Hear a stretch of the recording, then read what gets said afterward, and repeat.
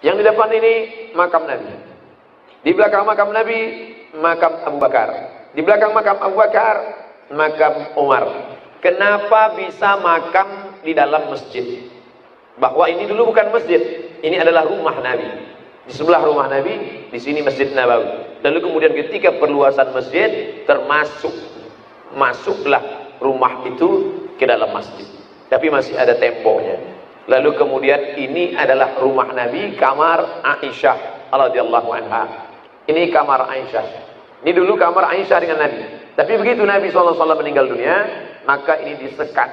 Aisyah tidur di sini dan ini menjadi kubur tiga. Kubur suaminya Nabi Muhammad SAW, kubur ayahnya Abu Bakar Siddiq, dan kubur sahabat dari ayahnya dan sahabat dari suaminya, yaitu Sayyidina Umar Ibn Khattab. Dulu dindingnya hanya biasa saja. Aisyah masuk ke dalam, rambutnya agak kelihatan sedikit, tidak terlalu rapat dia tutup. Ketika yang ada di makam ini cuma dua, makam Nabi dan makam Abu Bakar. Tapi begitu ada makam Umar, maka Aisyah masuk ke dalam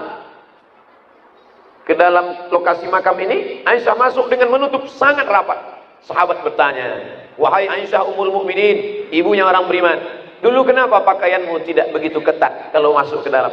Sekarang kenapa tiba-tiba pakaianmu begitu ketat?" Kata Aisyah, "Dulu aku masuk ke dalam yang aku temui suamiku. Dulu aku masuk ke dalam yang aku temui adalah ayahku. Tapi sekarang ada orang lain yang tidak mahramku. Padahal ketika itu ketiga-tiganya sudah meninggal dunia." Begitulah akhlak Aisyah radhiyallahu anha kepada Umar yang sahabat suaminya, sahabat ayahnya sudah meninggal pun dia tetap menjaga auratnya. Bagaimana dengan orang sekarang? Matanya melotot pun tidak dia jaga. Oleh sebab itu, maka ada hikmah-hikmah yang ingin kita ambil pelajaran dari perjalanan umroh kita, sehingga kita benar-benar mengambil iktibar pelajaran. Jangan hanya sekedar lalu begitu saja. Kita ingin perjalanan ini perjalanan umroh yang penuh dengan ibrah. Inilah posisi yang sekarang sedang dibuat replikanya.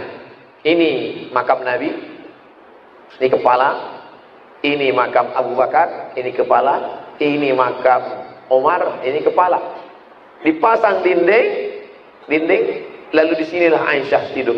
Lihatlah betapa kecilnya rumah Nabi Muhammad sallallahu alaihi wasallam, Sayyidul Anbiya wal Mursalin. Kalau Fir'aun istananya besar di Luxor, Qarun istananya besar, tapi bagaimana kesederhanaan. Inilah yang membuat orang akan meneteskan air mata ketika melihat replika rumah Nabi. Ini yang akan membuat orang terenyuh, sehingga nanti ketika pulang yang bangkit justru semangat bagaimana bersedekah, semangat menyekolahkan anak yatim, semangat membangun pondok tahfiz Al-Quran. Balik dari umroh itu begitu kesannya. Nanti ada reuni alumni umroh, kesan masing-masing. Gimana Bu kesannya? Nyesal gak beli jilbab apa kemarin?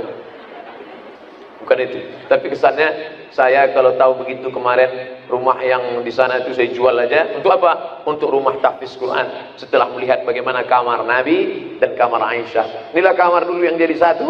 Setelah Nabi meninggal dimakamkan. Kenapa Nabi dimakamkan di sini? Kenapa jenazahnya tidak dibawa aja keluar? Di luar kan lapang. Kata orang Makkah, jenazah Nabi Muhammad SAW dibawa ke Makkah. Karena dia orang Makkah. Kata orang Madinah, tidak. Jenazah Nabi harus dimakamkan di Madinah. Karena Nabi meninggal di Madinah, maka dimakamkan di Madinah. Ikhtilaf antara sahabat. Maka datang Sayyidina Abu Bakar Siddiq membacakan hadis. Nahnu ma'asirul anbiya nudfanu min haitsu namutu. Kami para nabi dimakamkan di mana kami meninggal, di situ makamkan kami. Makanya jenazah Nabi tidak dibawa keluar dari kamarnya. Di sini Nabi meninggal, di sini tempat tidurnya. Ini juga menunjukkan bagaimana posisi tidur sunnah. Ini arah kiblat. Kalau kita tidur, kepala kita di sebelah ini menghadapnya ke arah kiblat. Kiblat kemana Ustaz? Ke sana kiblat. Kepala Nabi di mana? Sini. Miringnya kemana? Miring ke kanan. Maka kepala miring menghadap ke kiblat. Aisyah di mana kepala Aisyah? Di sini. Kepalanya ke sana. Ini kepala Nabi Muhammad SAW, bagian kepala Sayyidina Abu Bakar, Umar. Jadi dengan melihat ini banyak pelajaran tentang kesederhanaan hidup, tentang bahwa Nabi berpesan nanti kalau aku mati jenazahku jangan dibawa kemana-mana, dimakamkan di tempat aku meninggal. Tapi hadis ini tidak boleh diamalkan. Jangan nanti bapak berpesan sama ibu, nanti kalau aku mati makamkan di kamarku. Jadi tidak semua ucapan Nabi itu diamalkan, ada khususiyah. Nah ini. Lalu setelah Nabi meninggal, Abu Bakar tidak ingin berpisah dengan Nabi. Kata Abu Bakar, di dunia aku berteman, dulu di gua dikejar-kejar oleh Abu Jahal, Abu Lahab. Maka setelah meninggal pun aku ingin makamku dekat juga. Umar juga ingin begitu. Aku tidak ingin keluar. Akhirnya 3 makam ini menyatu dalam satu ruangan. Aisyah tidak keluar dari kamarnya. Dipasanglah dinding. Tinggallah Aisyah. Ini dinding lagi. Lalu kemudian di sini rumah Fatimah bersama dengan Sayyidina Ali. Di samping ini, inilah Taman Raudhah. Kita lanjutkan. Ini yang sekarang. Ini posisi kepala yang menonjol. Yang hijau ini adalah kain sutra, sebagaimana kiswah dalam bagian dalam Ka'bah. Hijau. Mana posisi Raudhah sekarang Pak Ustaz? Raudhah sini. Nih. Sebelah kiri ini Raudhah. Posisi kita ziarah di mana? Kita ziarah dari sini, laki-laki. Jadi ketika Bapak berziarah dari depan, nanti Bapak lihat ada lobang untuk mengintip. Untuk lobang, dari lobang itu bisa kelihatan nampak sutra berwarna hijau bertuliskan la ilaha illallah. Itulah kain kelambu makam Nabi Muhammad SAW. Inilah bagian kepalanya. Di belakang ini makam Abu Bakar, di belakang ini makam Umar. Posisi Taman Raudhah di samping. Jadi kalau Bapak kebetulan iktikaf di Raudhah, dapat malam, maka Bapak menghadap kepala Nabi SAW.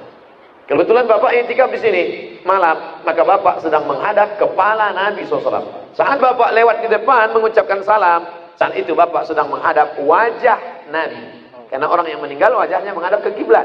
Maka saat mengucapkan salam, berhadapan wajah Bapak dengan wajah Nabi Muhammad SAW. Saat Bapak berada di samping di Taman Raudhah, saat itu Bapak sedang berhadapan dengan ubun-ubun kepala Nabi Muhammad SAW. Jadi jangan heran nanti kalau kelihatan orang di sini melelehkan air mata menangis. Kamu tadi nangis kenapa? Aku membayangkan bagaimana dekat dengan ubun-ubun Nabi. Kamu tadi nangis kenapa? Aku nggak bisa keluar, terjepit. Beda antara orang yang punya pengetahuan dengan orang yang hanya punya uang materi. Karena materi tidak bisa menyentuh hati. Yang bisa menyentuh hati adalah ilmu pengetahuan. Ilmu tanpa materi hampa, materi tanpa ilmu dusta. Alhamdulillah ibu bapak dilapangkan rezeki, tapi juga diberikan ilmu. Mudah-mudahan ilmu kita ini berbuah menjadi amal.